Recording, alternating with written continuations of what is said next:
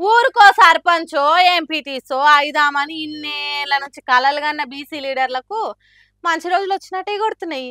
ఎప్పుడో 10-20 ఏండ్లకు బీసీలు పోటీ చేసే ఛాన్స్ వచ్చేది 23% ఉన్న రిజర్వేషన్లతోని. కానీ ఇప్పుడు కాంగ్రెస్ సర్కారు 43% పెంచుతున్నట్టు కేబినెట్ ఆమోదించింది.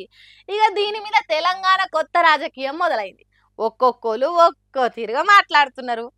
తెలంగాణలో ఉన్న 23% బీసీ రిజర్వేషన్లను 43% పెంచాలని కాంగ్రెస్ సర్కార్ కేబినెట్ నిర్ణయం తీసుకున్నదట.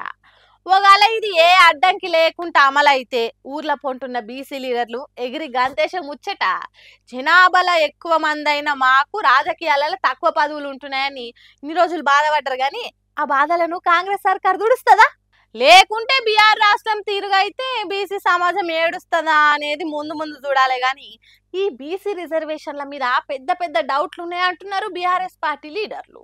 గతంలో బీహార్ ఎలా అయితే ఫెయిల్ అయినరో, తమిళనాడు అయితే ఎలా సక్సెస్ అయిందో, ఆంధ్రప్రదేశ్ మహారాష్ట్ర ఎట్లా ఫెయిల్ అయినరో, ఇవన్నీ పరిణామాలు తీసుకొని మీరు కూడా అలా వివరిస్తే తమిళనాడు తరహాలో వస్తాయని చెప్పేసి క్లియర్గా చెప్పడం జరిగింది. మీరు వల్ల క్యాబినెట్లో పెట్టి ఆర్డినెన్స్ తీసుకొస్తా అన్నారు. నేను రేవంత్ రెడ్డి ప్రభుత్వాన్ని సూటిగా ప్రశ్నిస్తాను. నిజంగానే ఆర్డినెన్స్ ద్వారా రిజర్వేషన్ కలగాలంటే మరి 20 నెలలు ఎందుకు కాలయాపన చేశారు? 150-160 కోట్లు ఎందుకు ఖర్చు చేశారు? ఎందుకు కమిటీలు వేశారు? ఎందుకోసం మీరు ఇవన్నీ కాలయాపించారు? నిజంగానే ఆర్డినెన్స్ ద్వారా తీయాలనుకుంటే 20 నెలల ముందే ఆర్డినెన్స్ ద్వారా చేయొచ్చు ఎన్నికల ప్రక్రియ. అంటే ఒక మోసం చేసే ప్రక్రియ చేస్తుండ్రు. విన్నారా? బీసీ రిజర్వేషన్లు అనేది పెద్ద మోసం అట. మహారాష్ట్ర, ఆంధ్రప్రదేశ్, బీహార్ రాష్ట్రాలు గిట్లనే రిజర్వేషన్లు పెంచి సుప్రీంకోర్టులో చెల్లకుండా పోయినాయి. రాజ్యాంగంలో ఉన్న 9వ షెడ్యూల్లో ఈ పెంచిన బీసీ రిజర్వేషన్లను చేరితేనే చెల్లుతాయి. దానికోసం రాజ్యాంగాన్ని ఒక్కసారి సవరించాలి. అదంతా జరగని పనే కాబట్టి ఇప్పుడు ఎన్నికల ముందు రిజర్వేషన్లు పెంచినాం అనిపించుకొని ఎక్కువ లాభం పొందనీకేనే కాంగ్రెస్ సర్కారు ఉపాయం వేసింది అన్నట్టు చెప్తున్నాడు మాజీ మంత్రి గంగుల కమలాకరు. ఇంకేమంటున్నాడు అయినండ్రి? మీరు ఏం ప్రెజర్ చేశారు? 1990లో జయలలిత గారు 3 సంవత్సరాలు ప్రెజర్ వేసుకొని 1994లో ఢిల్లీలో కూర్చొని ఒత్తిడి తెచ్చారు. మరి మీరేం తెచ్చిండ్రు ఒత్తిడి? ఒక్కరోజు ధర్నా చేసుకొని తూతు మంత్రంగా వచ్చేసిండ్రు. ప్రధానమంత్రి కలిసారా? ప్రెసిడెంట్ని కలిసారా? అఖిలపక్షాన్ని తీసుకువెళ్ళారా? వార్నింగ్ ఇచ్చారా? మీరు మా యొక్క బీసీ యొక్క ఈ బిల్లును రాజ్యాంగంలో 9వ షెడ్యూల్లో పొందుపరచకపోతే మేము ఢిల్లీ వదిలి రాము అని చెప్పి ఏమైనా అల్టిమేటం ఇచ్చారా? ఇవన్నీ కూడా తూతు మంత్రంగా మొక్కుబడిగా చేసే వ్యవహారంగా భావిస్తున్నాం. కాబట్టి ఇంత దూరం వచ్చినా కూడా మమ్మల్ని మోసం చేస్తే మాత్రం తీవ్ర పరిణామాలు ఉంటాయి. ఇన్నరా? బీసీలను మోసం చేయాలని చూస్తే సర్కార్ పరిస్థితి ఘోరంగా ఉంటుందా అంటున్నాడు. ఇదే బీసీల ముచ్చట మీద BRS party MLC Dasoju Sravan Kumar ఇంకింత ఎక్కువనే ఫైర్ అయ్యిండు.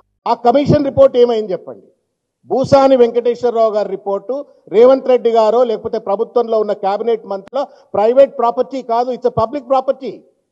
మీరు జనానికంతా ఇవ్వకపోయినా కనీసం శాసనసభ్యులకైనా సాధికారికంగా ఎన్నిక కాబట్టినటువంటి శాసనసభ్యులకైనా అసెంబ్లీలో కానీ కౌన్సిల్లో కానీ ఇంతవరకు దాన్ని టేబుల్ చేయలేకపోతే అంతర్యం ఏంటి? మీరు ఇంత వారు చెప్పినట్టుగా జీవో నెంబర్ 1 ద్వారా ఒక కమిటీ వేసినారు. భూసాని వెంకటేశ్వరరావు గారి కమిషన్ వేసినారు. తర్వాత వారన్నట్టుగా జస్టిస్ సుదర్శన్ రెడ్డి గారు కమిషన్ వేసినారు. ఈ రిపోర్ట్స్ ఏమైనా ఇంతవరకు నిన్న కనీసం క్యాబినెట్లో ఏమైనా చర్చ చేసిండ్రా అంటే దాని ఊసు కూడా నిన్న క్యాబినెట్ మంత్రులు మాట్లాడుతూ బయట పెట్టినట్టుగా దాఖలాలు లేవు. ఇది private property of the Congress party కాదు, రేవంత్ రెడ్డి కాదు. ఇది పబ్లిక్ సంబంధించినటువంటిది. కమిటీలు వేసిండ్రు, కమిషన్లు వేసిండ్రు, సర్వేలు చేయించిండ్రు, ఎన్నెన్నో చేసి వాటిని బయట పెట్టకుండా బీసీలను మోసం ఎందుకు చేస్తున్నారని అడుగుతున్నాడు. జనానికి తెలుపరు, కనీసం అసెంబ్లీ సభ్యులకు చెప్పరు. మరి ఎందుకు ఇదంతా చేసిండ్రు అంటుండు. సరే, ఎవ్వలెన్ని తీర్లన్నా కాంగ్రెస్ సర్కార్ మాత్రం బీసీ రిజర్వేషన్లను అమలు చేసేది తీర్థమంటున్నది. ఈ ముచ్చటిట్లుంటే కాంగ్రెస్ సర్కార్ మెడలోంచేంత పోరాటం చేసినాం కాబట్టే రిజర్వేషన్లు వచ్చినాయని కాల్వకుంట్ల కవిత తెలంగాణ జాగృతలు సంబరాలు చేసిండ్రట. ఏందో ఏమో మరి చూడాలి. బీసీ రిజర్వేషన్ల ముచ్చట ఏ పార్టీకి లాభం చేస్తుందో, లోకల్ బాడీ ఎన్నికలల్లా ఎవలది పైసే అవుతుంది అనేది ముందే చూడాలి. ఇక డబల్ ఇంజన్ సర్కార్లా ఎంత గొప్ప పనులు జరుగుతున్నాయంటే అబ్బో చెప్పవశంగాని అభివృద్ధి. ఏ రాష్ట్రానికి అందరంత ఎత్తుకెదుగుతున్నాయి డబల్ ఇంజన్ సర్కార్ ఉన్న రాష్ట్రాలు. మొన్న గుజరాత్ రాష్ట్రంలో ఫైనల్ డెస్టినేషన్ సినిమా సీన్లు గుర్తు చేసింది.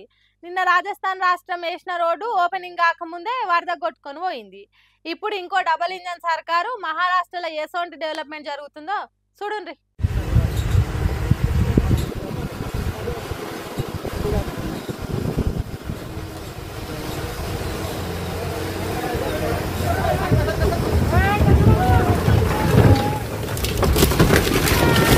అరే రే రే రే రే, సచ్చినాం రా. లారీ పాడైపోను కొద్దిగా అయితే మీద పడుతుండే. 10 సెకండ్ల ఆలస్యం అయితే పాడెత్తి డప్పు సబ్బులు మోగుతుండే. నిలబడ్డ జాగలనే కూలింది కదరా లారీ. ఉరుకుండ్రా ఉరుకుండ్రి ఉరుకుండ్రి అన్నట్టు పానాలు అరిచేట్ల పెట్టుకొని పరుగులు తీసిండ్రు జనాలు. మహారాష్ట్రలో ఉన్న బీడ్ జిల్లా వద్వాని మండలం కడిగి అనే ఊర్లో కడుతున్న బ్రిడ్జ్ అటు ఇది. ఇప్పటికే ఓ పాత బ్రిడ్జ్ గుజరాత్లో కూలింది. ఓ కొత్త రోడ్డు రాజస్థాన్లో కొట్టుకొని పోయింది. డబల్ ఇంజన్ సర్కార్ చక్కదనం చూడుండ్రని దేశం మొత్తం మొత్తుకుంటున్నది. ఇక ఇప్పటికే ఉన్న ఇజ్జత్ అంతా పోతున్నదని కొత్తగా కడుతున్న ఈ బ్రిడ్జ్ కాడికి ఇంజనీర్లను తోలిందట మహారాష్ట్ర బీజేపీ సర్కారు. ఆడికి పోయి చెకింగ్లు చేస్తుంటేనే ఇగో గిట్ల లారీ బోల్తా పడ్డది. అంటే చూడుండ్రిగా ఎంత నాసిరకంగా జరుగుతున్నాయి పనులు. బీజేపీ పాలించే రాష్ట్రాలలో ఎసోంటి కాంట్రాక్టర్లు మోపైతున్నారు. 100 పెట్టుబడి 1000 సంపాదించాలన్న ఆలోచనతో ఉంటున్నారు కాబట్టే గిట్లా అవుతున్నదట. కొత్తగా బ్రిడ్జ్ కడుతున్నారంటే దాని పక్కకు అప్పటి మందం తాత్కాలిక రోడ్డు వేయాలి. ఆ పని పూర్తి అయినాకనే కొత్త పని మొదలు పెట్టాలి. కానీ ఆడ లోకల్ ఎమ్మెల్యేలు ఎంపీలు ఎవరో కాంట్రాక్టర్ దగ్గర ఎంత కమిషన్ తీసుకున్నారో లేకుంటే కాంట్రాక్టరే పైసలు మిగిల్చుకునే పనిని ఈ తిరగగా ఆడుతున్నాడు. అందుకే బ్రిడ్జ్ కట్టడు పూర్తి కాకముందుకి గిట్లయింది. అందుకే ఈ బ్రిడ్జు రోడ్లు వరుస కూలుడు చూసిన జనాలు ఇది డబల్ ఇంజన్ సర్కార్ కాదు ట్రబుల్ ఇంజన్ సర్కార్ అని ఎద్దేవా చేస్తున్నారు. వచ్చేదినంటే ఇయే కావచ్చు, అమృత్ కాల అభివృద్ధి ఈ తీరుగానే ఉంటది కావచ్చు అన్నట్టు మాట్లాడుకుంటారు దేశం పబ్లిక్ అంతా.